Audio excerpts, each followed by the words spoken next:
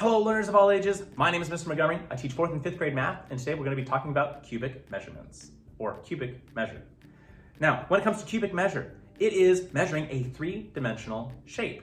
And when we're measuring a three-dimensional shape, we're looking for its length, its width, and its height. So a two-dimensional shape fits on a two-dimensional plane, but a three-dimensional shape is not fitting on the same two-dimensional plane, so we have to look for three different forms of measurement. We have our length, our width, or how wide an item is, and our height. So this cube has three different dimensions. What I would do to find the volume of this, I would take the length times the width times the height. That's what the volume formula is. Length times width times height. So I could take 1 times 1 times 1, and it would be still 1 centimeter, and I would put cubed because that is telling me that I'm measuring three different dimensions. So whenever we're figuring out the volume of a three-dimensional shape, your answer is always going to be form of measurement cubed. Now, very commonly in your assignment today, you're going to be seeing lots of different types of three-dimensional prisms, such as this one. They might have an arrow pointing at those prisms showing you that what the measurement's going to be in. For example, this one's going to be in inches cubed. Well, I'm just going to basically count the cubes and figure out how many cubes there are. 1, 2, 3, 4. I have 4 cubes, so that would be 4 inches cubed.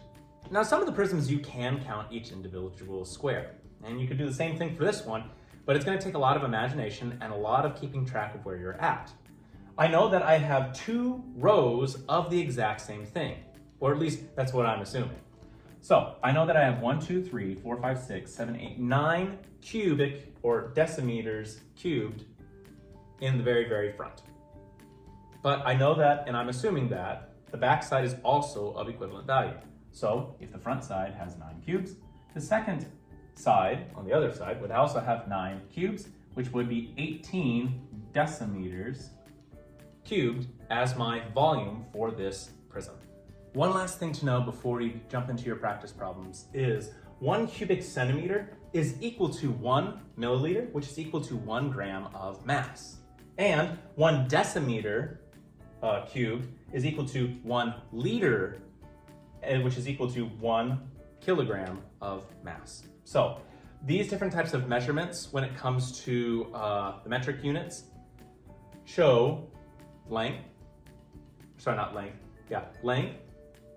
capacity, and volume. Length, capacity, and volume. The reason I'm telling you this information is there is a chart that you're going to be filling out in your homework that has to do with centimeters, figuring out how many milliliters it has and how much grams it is, or vice versa, how many decimeters, how many liters, and how many kilograms. All right, my 5th grade friends, if we take a look at page 271, you'll see that we're going to be doing practice problems number 2 and number 4. Be careful on number 2. There is one that is missing. So what we would do with that one is figure out, well, we could count each individual one for this one, but how we would figure this out in a real life situation, we would find the volume for the entire item and then subtract 1 cubic millimeter. If you have any questions on how cubic measure works, please let me know when you come to class tomorrow.